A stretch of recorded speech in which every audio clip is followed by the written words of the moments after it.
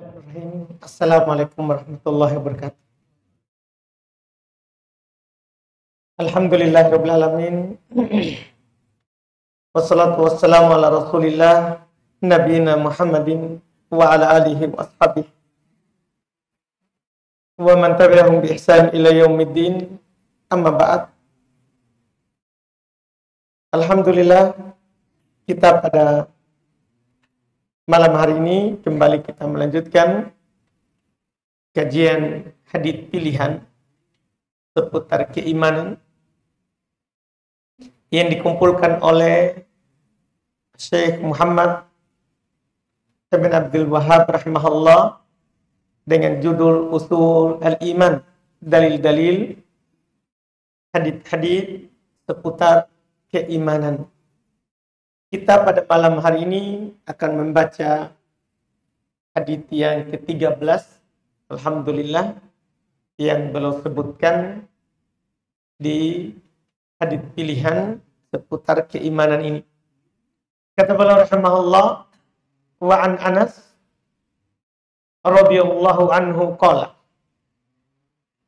Rasulullah sallallahu alaihi wa sallam, innal kafira idza amil hasanah ut'ima biha tu'matan fid dunya wa ammal mu'minu fa innallaha yaddakhiru lahu yaw hasanatihi fil akhirati wa yu'tibuhu rizqan fid dunya ala ta'atihi. Rawahu Muslim. Hadits ini riwayat Imam Muslim. Kata beliau dari Anas radhiyallahu taala anhu, beliau berkata, Rasulullah sallallahu alaihi wasallam bersabda, innal kafira, sesungguhnya orang kafir, idza amila hasanah, kalau dia melakukan kebaikan. Karena orang kafir tentunya kekafiran keyakinannya bukan berarti tidak pernah melakukan kebaikan. Dan dia menyambung silaturahim. Dan dia kasih makan. Dan dia bangun jalan. Ada kebaikan. Tapi di sini ada apa balasannya? Sesungguhnya orang kafir kalau melakukan kebaikan, utu'ima biha tu'matan fid dunya, maka akan diberikan balasan makanan dengan sebab kebaikannya itu di kehidupan dunia. Adapun orang yang beriman, kata Nabi, fa innallaha yaddakhiru lahu, sesungguhnya Allah Subhanahu wa taala menyimpankan untuknya hasanatihi, kebaikan-kebaikannya, fil akhirah, untuk di akhirat. Wa yu'tibuhu rizqan fid dunya ala ta'atih, dan Allah akan memberinya juga rezeki di dunia atas ketaatannya. Ini tentang keimanan, ini harus kita percaya. Hadits yang agung ini, Nabi Shallallahu Alaihi Wasallam mengabarkan kepada kita perbedaan seorang Muslim dan orang kafir kalau dia melakukan kebaikan. Sangat jelas Nabi Shallallahu Alaihi Wasallam menjelaskan kalau orang kafir beramal kebaikan, seperti yang saya sebutkan tadi, dia beri makan orang yang lapar, dia beri pakaian orang yang telanjang, dia beri minum orang yang haus, dan yang lain-lainnya dari perbuatan baik. Itu dia dibalas. Karena Allah tidak pernah mendolimi seorang, tapi balasannya hanya sampai dunia. Sementara orang beriman, kalau melakukan hal yang sama dengan orang kafir, seperti memberi makan yang lapar, memberi pakaian yang tidak punya pakaian, memberi minum orang yang haus, dan beramal-amalan lain juga. Maka Nabi katakan, Allah simpan pahalanya untuk dia di akhirat.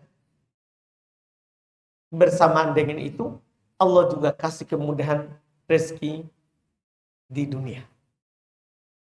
Inilah bedanya. Ini harus kita yakini dan harus kita percaya. Dari hadis ini nanti kita tidak tertipu. Tidak merasa rendah, hina. Kalau ada orang kafir rajin beramal terus dilapangkan rezekinya. Yaitu memang balasan di dunia untuk mereka. Semua yang dilakukan kebaikan di dunia ini langsung dibayar lunas cash di dunia pula. Beriman tidak seperti itu. Yang beriman itu diberi di dunia apa yang Allah telah tuliskan untuknya, telah catatkan untuknya, dan apa yang Allah simpan yang akan dia diberikan nanti di hari kiamat itu lebih besar. Karena balasan akhirat itu lebih mulia, lebih utama dibandingkan dengan balasan dunia. Ini kalau tentang keimanan, ini harus kita tanam dalam diri kita. Karena dunia ini diberikan kepada orang yang taat, juga diberikan kepada orang yang tidak taat. Karena dunia adalah bukan menjadi ukuran dan patokan bahwa ini orang adalah orang yang akan mendapatkan rahmat Allah nanti di akhirat. Nanti di akhirat, bukan. Karena Nabi Shallallahu Alaihi Wasallam telah menegaskan di dalam hadis beliau sangat banyak dalam hal ini. Di antaranya apa yang beliau katakan menjelaskan kepada kita harganya dunia, nilainya dunia ini. Kata beliau, "Lau kanat ad-dunya ta'dilu indallahi janaha ba'udatin ma saqa kafiran minha syurbatama." Seandainya dunia ini punya nilai di sisi Allah, walaupun senilai satu sayap lalat, maka orang kafir tidak akan diberi minum walaupun dengan seteguk air. Kalau ada nilainya. Kalau itu yang menjadi penilaian bahwa yang paling banyak dunianya, itulah yang pasti surga. Sementara yang sedikit dunianya, pasti neraka. Iya, kalau dunia menjadi nilai. Nah, Nabi katakan, kalau punya nilai, maka orang kafir akan dibiarkan miskin. Bahkan tidak dikasih minum, walaupun sedikit. Bahkan kata Nabi, walaupun dia punya nilai harga sayap nyamuk, lalat. Tidak ada nilainya sayap lalat. Badannya saja juga tidak punya nilai, apalagi sayapnya.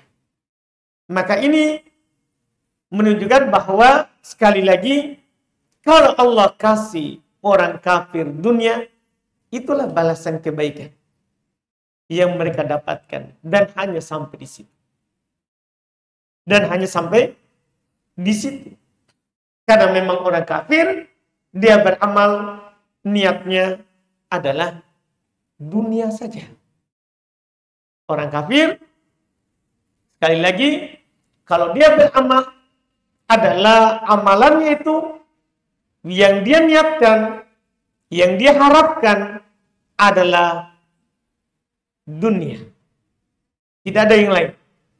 Adalah dunia, tidak ada yang lain. Allah Subhanahu wa taala telah mengingatkan kita agar supaya kalau beramal jangan niat dunia.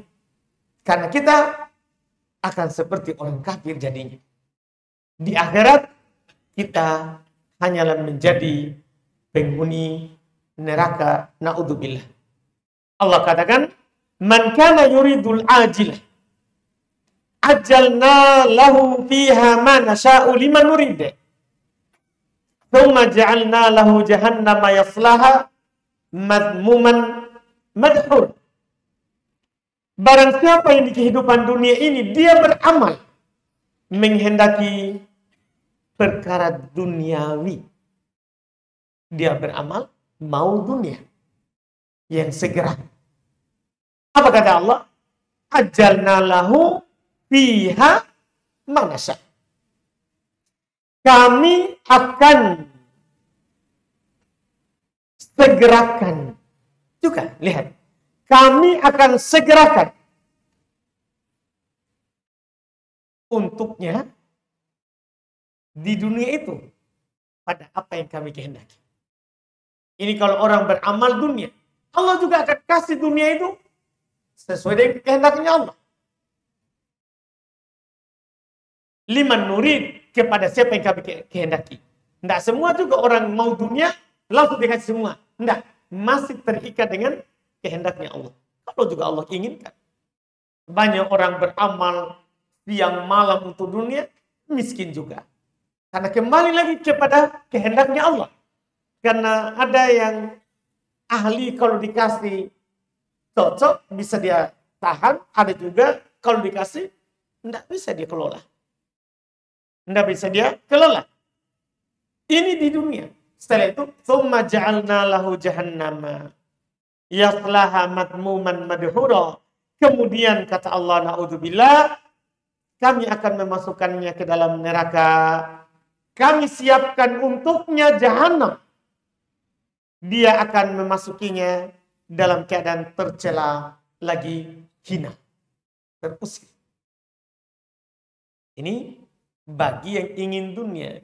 Tapi bagi yang ingin akhirat, wa man aradal akhirah wa sa'alaha sa'yaha wa huwa mu'min fa ulaika kana sa'yuhum mashkura. Siapa yang ingin akhirat, dia kerja dunia supaya kuat beribadah, supaya tidak meminta-minta kepada orang. Dan dia berusaha untuk mendapatkannya dalam keadaan dia beriman. Itu syaratnya. Kerja dunia, berusaha mendapatkan dunia, tapi beriman. Itu kata Allah. Wa huwa mu'min. Dalam keadaan dia beriman. Apa kata Allah? Fa'ulaika. Bedanya ini. Fa'ulaika kana sa'yuhum mashkura. Mereka itulah kata Allah yang usahanya itu disyukuri. Yang mensyukurinya Allah. Ini bedanya. Tadi kesudahannya jahanam. Dikasih dunia, tapi akhirat jahanam. Kalau yang beriman, berusaha dunia, dikasih dunia, disyukuri oleh Allah. Usahanya. Disyukuri oleh Allah, usahanya. Ini yang Allah Subhanahu wa Ta'ala sebutkan. Ini yang Allah Subhanahu wa Ta'ala sebutkan. Ada juga ya di surah Al-Baqarah terkait dengan orang yang berdoa. Ada yang minta dunia saja, dan itu orang kafir, orang yang tidak percaya akhirat. Dan ada juga yang meminta akhirat, dan beda pemberiannya. Beda pemberiannya. Kita bisa lihat Allah Subhanahu wa Ta'ala berfirman di dalam Al-Quran terkait dengan orang-orang yang meminta di dalam kehidupan dunia ini. Kata Allah, iya, wa minhum man yaqulu rabbana atina fid dunya hasanah wa fil akhirati hasanah wa qina adzabannar. Ini yang kedua. Golongan kedua. Golongan pertama, faminan nas man yaqulu rabbana atina fid dunya. Seperti itu saja. Wa ma lahu fil akhirati min khalaq. Di antara manusia, kata Allah, ada yang berkata, berdoa, Rob kami, berilah kami kehidupan dunia. Itu saya doa. Pokoknya doanya itu selalu dunia. Ya Allah, beri saya istri cantik. Ya Allah, beri saya rezeki banyak. Dunia saya begitu. Terus dunia saja. Kata Allah, kalau hanya seperti itu, malahu fil akhirati min khalaq. Tidak ada untuknya di akhirat bagian. Tidak ada bagiannya di akhirat. Kalau orang cuma mau dunia. Tapi kedua, wa minhum man yaqul. Di antara manusia ada yang berkata dalam doanya, Rabbana atina fid dunya hasanah. Rabb kami, berikanlah kami di dunia ini kebaikan. Wa fil akhirati hasanah. Dia tidak lupa akhirat. Di akhirat berikan juga kami kebaikan. Wa qina adzabannar, lindungi kami dari azab neraka. Apa kata Allah? Mereka ini yang ini. Ulaika lahum nasibum mimma kasab. Mereka itulah, kata Allah, orang-orang mendapatkan bagian dari yang mereka usahakan.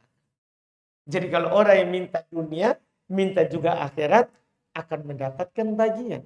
Kalau yang tadi tidak punya bagian. Kita mau pilih yang mana? Mau yang menginginkan dunia saja atau yang menginginkan akhirat? Mau yang berdoa meminta dunia saja atau meminta juga akhirat? Pilih. Karena bagian kita ditentukan oleh niat kita. Iya, jangan sampai kita seperti yang digambarkan oleh Nabi ini. Amalan dunia, mau karena dunia, diberi dunia. Tapi tidak ada di akhirat. Adapun yang beriman, beramal akhirat, dikasih dunia. Dikasih dunia. Terus ditambah bonus yang lebih besar lagi. Yaitu akhirat disimpankan untuknya pahala yang lebih besar. Ini namanya hadis terkait dengan keimanan. Jangan sampai kita tertipu dengan indahnya rumah orang kafir, berbolak-baliknya mereka untuk jalan-jalan ke sana kemari. Itulah bagiannya. Dia memang kesenangannya di dunia. Ya, ada liburnya, musim panas, musim dingin. Itulah bagiannya di dunia. Ya, kalau kita beda. Ya, kalau kita seperti itu, kapan kita mau beramal? Umur pendek, kita mau jalan-jalan begitu terus. Iya. Nah, ini tentunya orang yang berakal tidak akan seperti itu. Kemudian hadis yang kedua. Kata beliau rahimahullahu ta'ala. Walahu, dan riwayat Imam Muslim juga. Anhu, darinya juga sama. Itu dari Anas ibn Malik. Marfu'an, beliau angkat ke Nabi sallallahu alaihi wasallam, innallaha la yarda 'anil 'abdi ya'kulul aklah fayahmadahu 'alaiha wa yashrabu syarbah fayahmadahu 'alaiha. Ini juga terkait dengan keimanan kepada Allah. Kata Nabi, sesungguhnya Allah betul-betul ridho, menetapkan sifat ridho. Allah itu meridhoi. Sesuai dengan keagungan dan kemuliaan Allah. Tidak sama dengan ridhonya kita. Apa yang Allah ridhoi? Allah betul-betul meridhoi seorang hamba. Makan sebuah makanan, kemudian memuji Allah atas makanan itu. Makan alhamdulillah. Iya. Ternyata itu amalan ringan, tapi mendatangkan ridho. Kalau kita bilang alhamdulillah. Wa yashrabu syarbah. Minum sebuah minuman, kemudian dia memuji Allah atasnya. Dia bilang alhamdulillah. Allah ridho. Nah, ini Kalau pembahasan keimanan kepada Allah, yaitu mengenal sifat ridho. Allah memiliki sifat ridho. Meridhoi hambanya. Ridho yang sesuai dengan kemuliaan dan keagungan Allah. Tidak sama sekali lagi dengan ridhonya makhluk.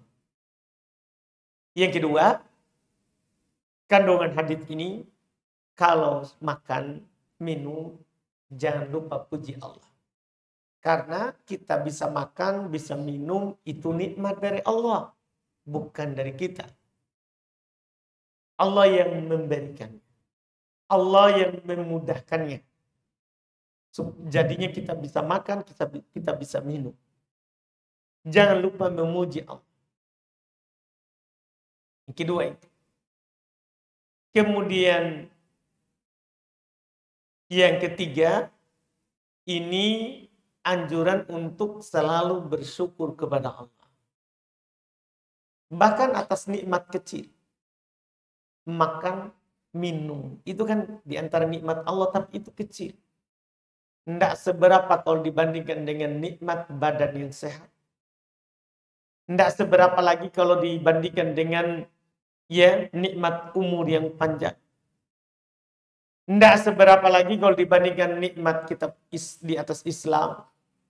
Kita bisa beribadah kepada Allah dengan nyaman, tenang. Itu lebih besar lagi. Makanya puji Allah. Makan dan minum saja, padahal itu kadang untuk keperluan dunia. Untuk kehidupan kita dunia ini. Baik kita tidak lapar, badan kita kuat, itu dunia. Dan kadang kita tidak niat untuk akhirat. Apalagi kalau kita diberikan kemudahan terkait dengan penghambaan kepada Allah. Kita bisa sholat, puji Allah. Ya, bisa kita masuk masjid, itu puji Allah. Itu nikmat. Ya, banyak di sana orang mau sholat tidak bisa sholat. Banyak orang mau masuk masjid tidak bisa masuk masjid. Ya, kita yang dapat puji Allah. Ini Nabi mengingatkan kita nikmat kecil. Supaya kita jangan melupakan nikmat yang besar. Kemudian tentunya di sini juga terdapat ajaran Nabi kepada kita, bacaan doa setelah makan. Kita baca alhamdulillah.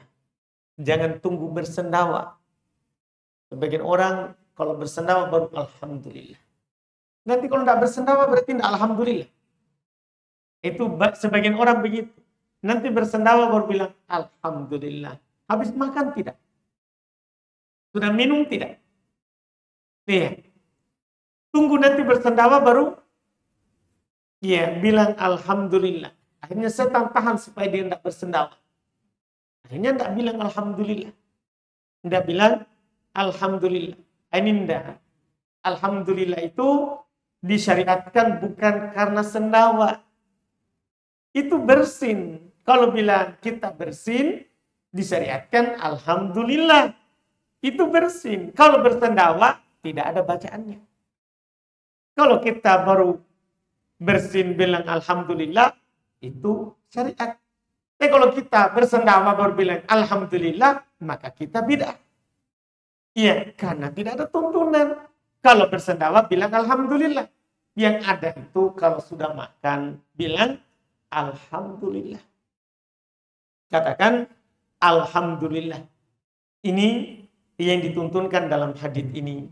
Hadis yang pendek ini dari Nabi kita Muhammad SAW. Kemudian hadis ketiga dengannya kita tutup.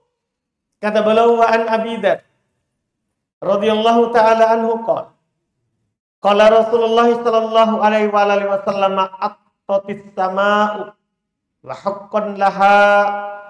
haqqan laha anta itta ma fiha maudi'u arba'i asabi'a illa wa fihi malakun sajidun lillahi wallahi law ta'lamuna ma a'lamu la dhahiktum qalilan wa la bakaitum katsiran wa ma taladzattum bin nisa 'alal furush wa la kharajtum ila su'udat taj'aruna ila Allah ta'ala.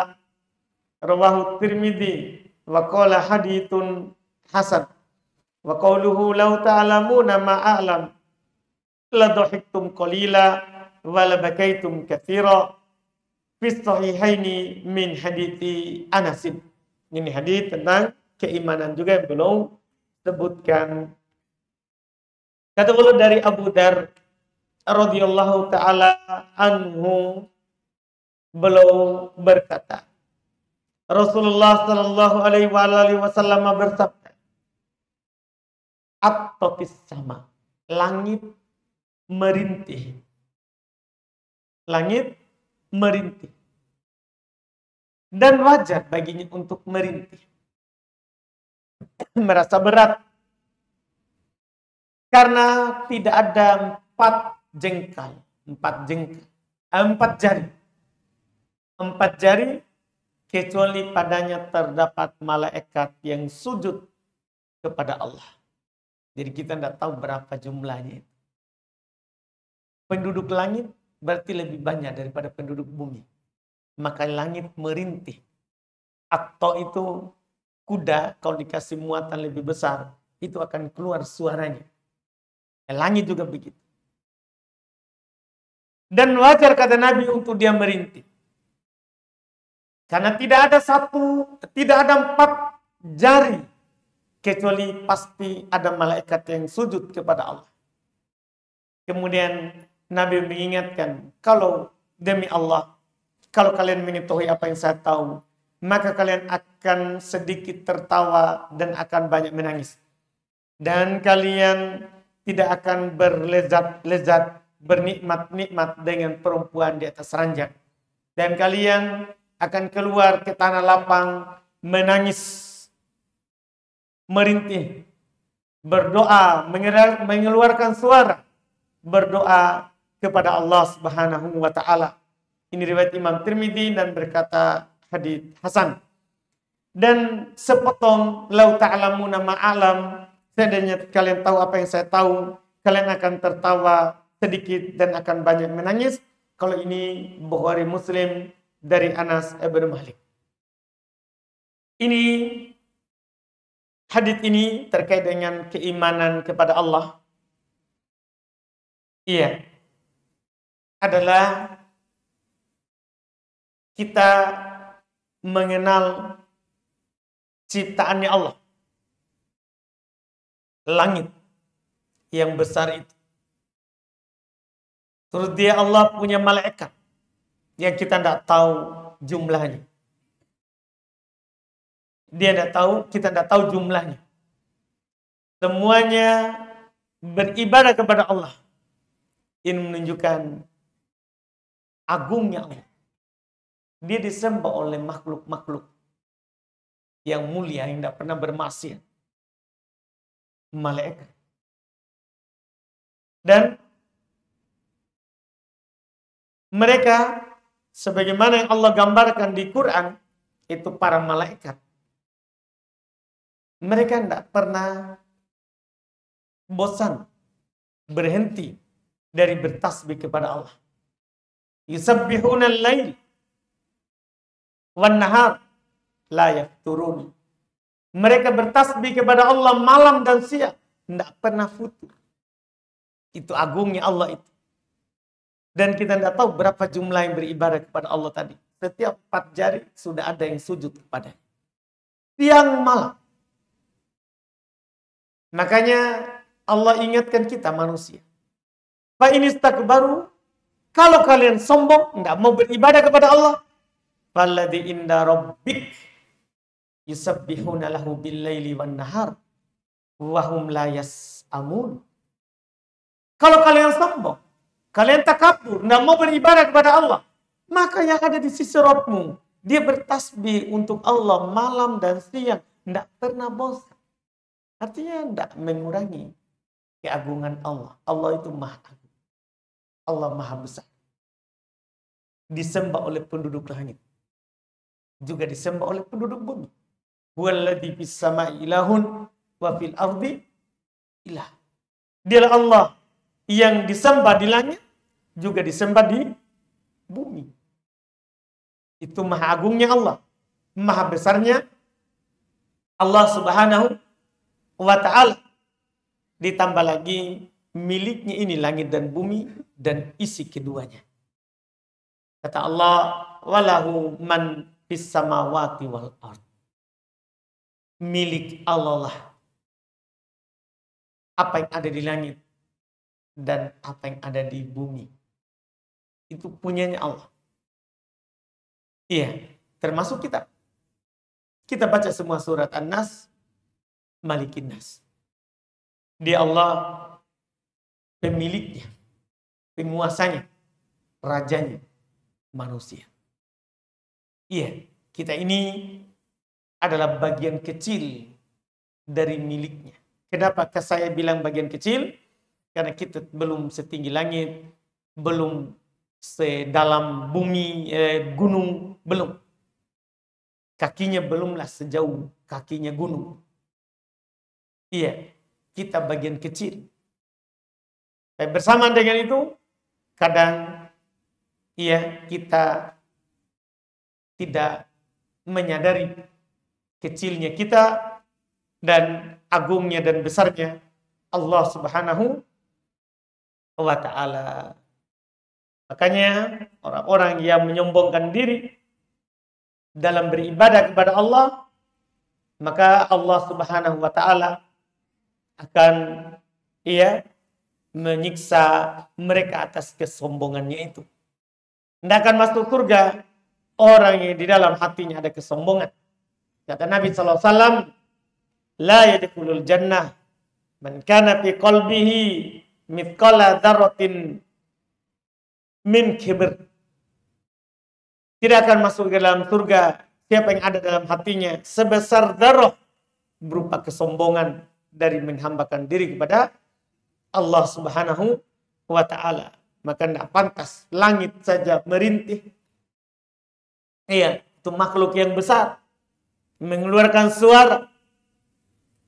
Apalagi kita, seharusnya kita juga patut untuk tunduk, patut untuk berserah diri kepada Allah Subhanahu wa ta'ala.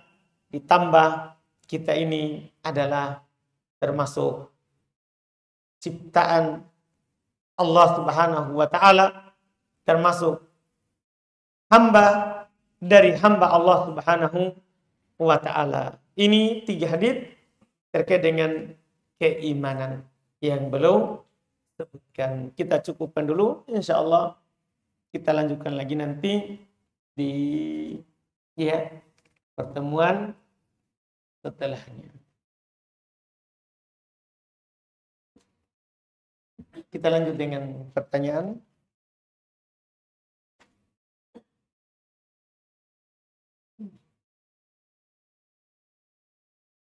Apa yang harus dipelajari terlebih dahulu, Ustaz? Beradab atau berilmu? Belajar ilmu. Karena adab juga itu ilmu yang harus dipelajari. Tidak bisa ini, tidak bisa ketemu, tidak bisa ditanyakan begitu. Boleh itu kalau kita bertanya begini. Apa yang harus dipelajari dulu, Ustaz? Ilmu adab atau ilmu fikih? Begitu pertanyaannya. Jangan bilang, pelajari. Harus yang dipelajari dulu, beradab atau berilmu. Ada nggak orang beradab tapi tidak punya ilmu? Kan tidak bisa. Karena di ilmu lah, di syariat lah, di hadis, Quran hadis lah. Kita diajarkan adab bersama Allah, adab bersama orang tua, ibu, bapak, adab bersama istri, adab bersama anak, adab bersama tetangga, adab bersama pekerja kalau kita punya pekerja. Itu kan di syariat. Jadi kita harus bertanya, belajar apa dulu yang harus dipelajari dari ilmu? Maka kita akan bilang, ilmu adab dulu. Terutama adabnya kepada Allah. Artinya belajar syahadat. Itu maksudnya adab kepada Allah. Belajar bagaimana sholat. Kan itu adab bersama Allah. Sebagian orang memerangi fikih karena belum beradab. Gimana cara? Ini namanya adab bersama Allah. Ya, kita belajar bagaimana wudhu yang benar. Itu namanya untuk memperbaiki adab bersama Allah. Salat yang benar, puasa yang benar, zakat yang benar, haji yang benar. Itu namanya pelajari adab bersama Allah. Setelah itu kita pelajari adab sesama kita. Apa haknya orang tua kita kepada kita dan apa hak kita terhadap orang tua. Siapa harus kita dahulukan untuk berbuat baik kepadanya. Dari orang tua ini ada ayah, ada ibu. Kemudian kita pelajari apa hak kita punya istri dan apa hak istri kita kepada kita. Setelah itu apa hak tetangga kita, apa hak pekerja kita kepada kita. Itu namanya adab. Apa hak orang yang lebih mulia dari kita, orang yang lebih tua dari kita kepada kita. Itu dibilang adab. Itu dibilang adab. Di sana ada orang yang mengatakan harus beradab dulu sebelum ilmu, akhirnya dia akan beradab tidak sesuai syariat. Tidak sesuai syariat karena dia langsung bilang adab dulu baru ilmu. Tidak bisa dibilang begitu. Ya, karena adab juga itu namanya apa? Ilmu. Adab juga itu namanya ilmu. Tidak bisa kita beradab kalau kita tidak punya ilmu. Itu wallahu alam. Ketika saya ingin sholat sunnah ba'diyah isya, apakah saya bisa meniatkannya juga untuk sholat lail dan sholat witir dengan menambah 1 rakaat? Jadi saya sholat 3 rakaat dengan satu niat, yaitu untuk sholat sunnah ba'diyah dan sholat sunnah witir dan lail. Kalau dilakukan seperti yang kita bilang 3 rakaat 1 kali salam, nggak boleh digabungkan. Karena syarat penggabungan itu adalah yang sama hukumnya dan sama cara pelaksanaannya. Itu yang boleh digabungkan. Hukum sama-sama sunnah. Maka ini sudah syarat pertama yang terpenuhi untuk bisa digabungkan. Yang kedua, sama cara pelaksanaannya. Kalau pelaksanaannya 1-2 rakaat, satunya 3. Wah, ini tidak boleh gabung. Tidak boleh digabung. Kalau seperti itu gambarannya. Tapi kalau kita lakukan begini, witirnya adalah 2-1. Itu tetap 3 juga. Kita sholat 2 rakaat dulu, kemudian nanti salam, baru nanti bangkit lagi 1 rakaat. Itu baru benar. Di 2 rakaat pertama, niat kedua. Sunnah ba'diyah dan witir serta sholat malam. Kemudian bangkit. Setelah salam, niatnya witir lagi dengan 1 rakaat. Nah, itu baru benar. Supaya ketemu cara pelaksanaan. Supaya ketemu cara pelaksanaan.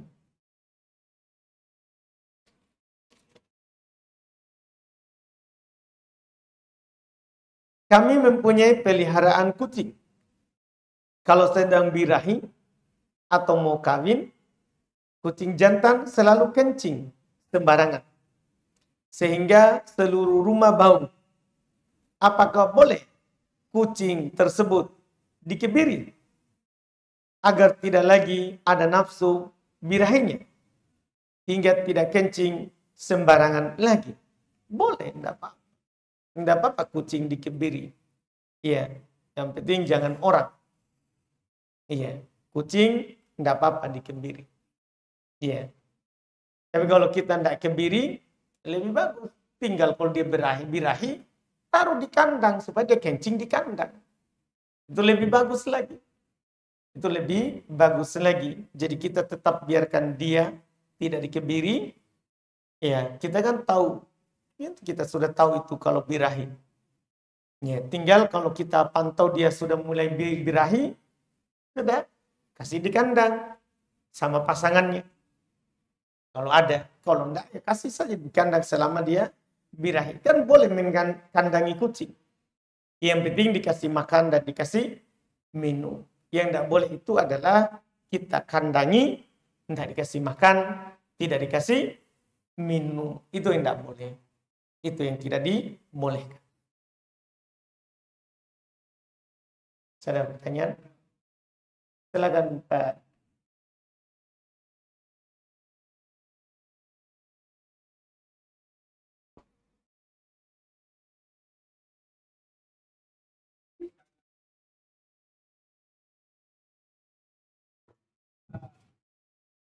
ada hadis atau apa yang menyuruh dan yang disuruh neraka. Sementara ada juga sebagian yang saya lihat di bahwa silakan ambil uangnya, jangan cuci orangnya. Berarti kan sudah penafsiran salah ini. Bagaimana tanggapan?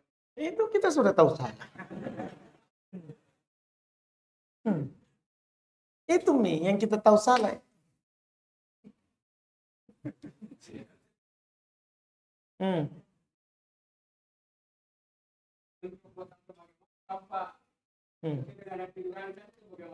Kan kita sudah tahu haditsnya.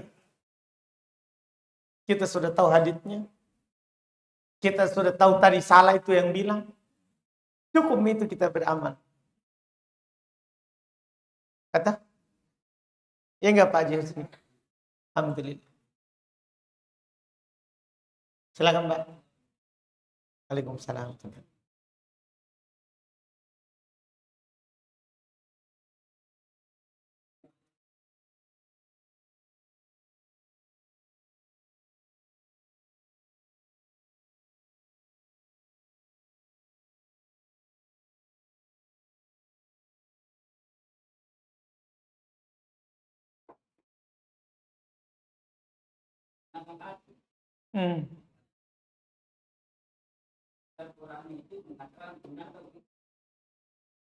Tidak ada yang bertentangan Pak.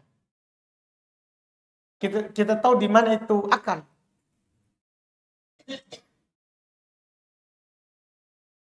Kita tahu di mana itu akal. Salah. Di hati.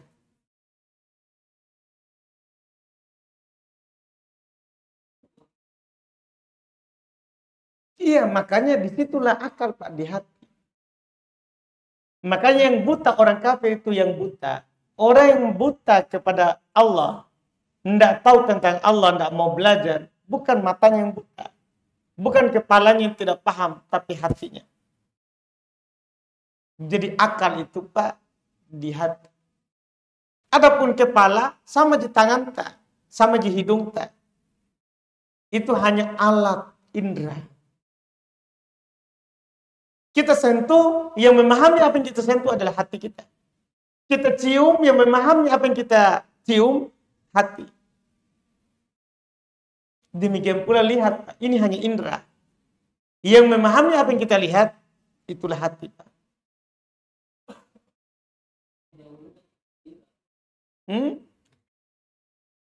Hati. Kalau hati baik, maka baiklah indera kita. Kalau hati kita tidak baik, indera kita tidak akan baik.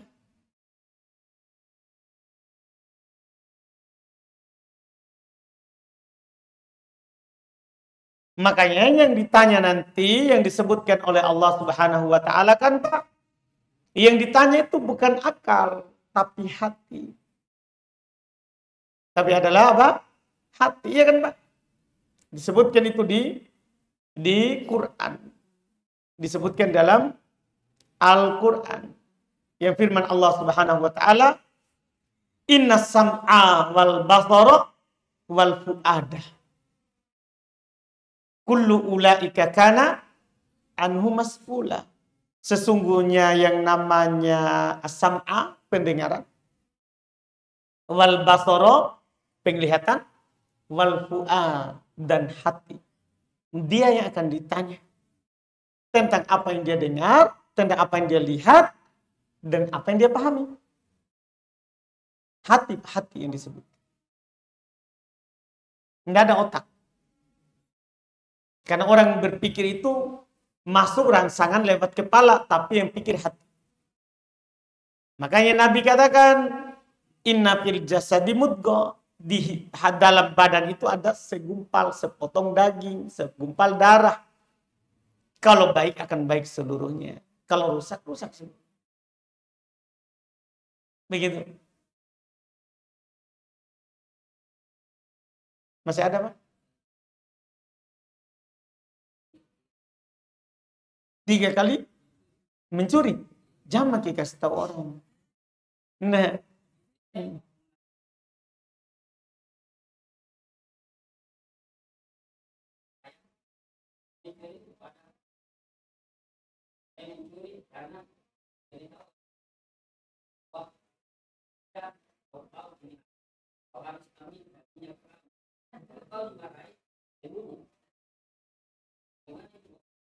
Mas. Jadi tadi mencuri ternyata punya orang tua ya. Kalau orang tua kita sudah kasih harta, uang belanja, kalau kita mencuri punyanya, tidak boleh. Kalau orang tua tak kikir, kemudian kita ambil sesuai harta sebagai anak, tidak apa-apa. Dimaafkan. Jadi tergantung orang tua, Pak. Kalau kita sebagai ayah, kita ambil punya anak tak, silakan ambil. Anak tak dan apa yang dia punya, itu punya kita. Punyanya bapak. Silakan ambil, itu bukan mencuri, Pak. Punya tak. Anak dan apa yang dia miliki, itu punyanya bapak. Ngapain kita bilang mencuri? Punya tak sendiri. Itu berarti bukan mencuri. Nah, punya kakak, kalau kita sudah dikasih, kakak juga dikasih, terus kita pergi ambil, dolim sama kakak tak.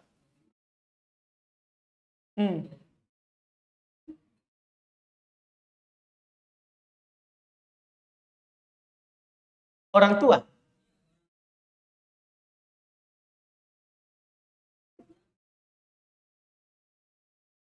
Hmm.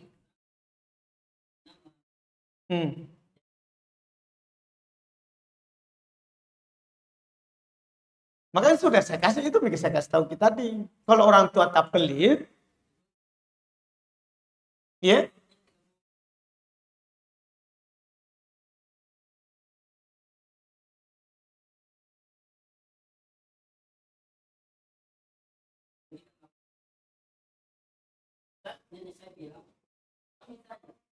punya siapa?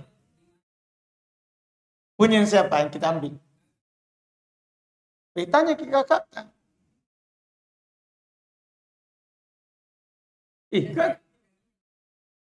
Bukan kakak, Pak. Kan orang tua tak sudah kasih kakak tak? Kita tidak dikasih sama orang tua. Enggak. Yang wajib memberi kita orang tua, bukan kakak. Enggak boleh kita mencuri punya saudara kita. Nah, tanya orang tua tak? Kenapa kita pergi ambil pula haknya orang tua tak?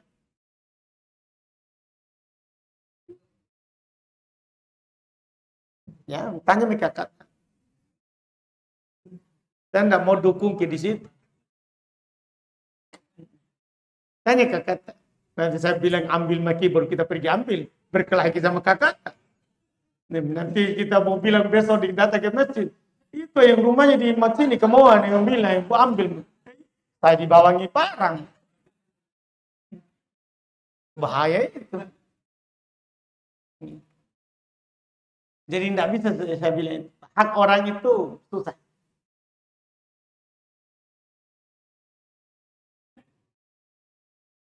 Alhamdulillah. Kita cukup kan? Saya takut kalau kita bertanya ini.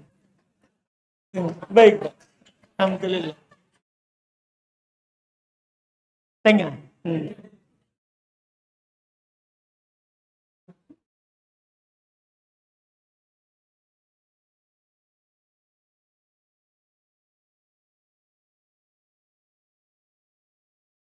Orang muslim yang berbuat baik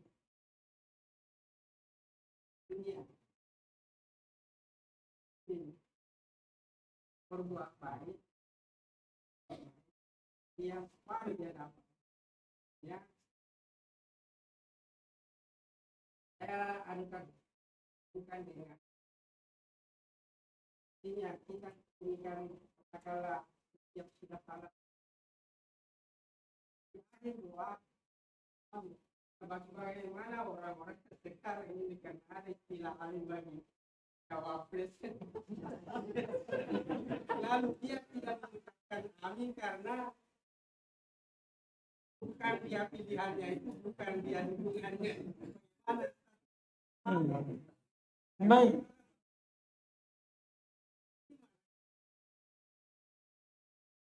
Enggak. Jadi itu masalah susah sekali ya. Iya. Dan sebenarnya perlu kita pahami juga bahwa doa itu kalau kita sudah berdoa, walaupun kita tidak aminkan, tidak ada masalah. Kalau kita berdoa tuh, Rabbana atina fid dunya hasanah wa fil akhirati hasanah wa qina adzabannar. Terus kita tidak bilang amin, tidak ada masalahnya. Karena Allah cuma bilang, wa qala rabbukum ud'uni astajib lakum. Rob kalian bilang, berdoa kepadaku, saya kabulkan. Mau bilang amin atau tidak bilang. Dia tidak perlu mempermasalahkan. Jangan pakai bawa ke sana. Iya. Tidak perlu. Jadi seperti itu Pak Haji. Nah, iya.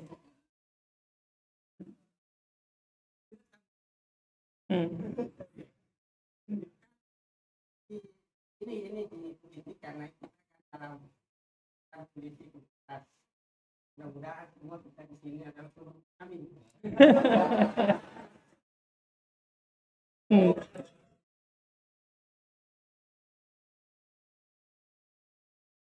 Kayaknya saya tutup ini Pak. Agak berbahaya ini. Iya.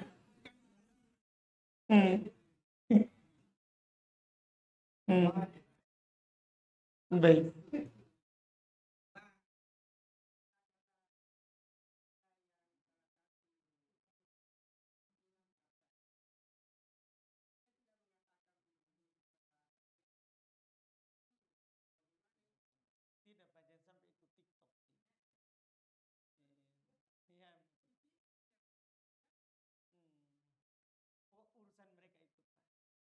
Urus begitu di masjid.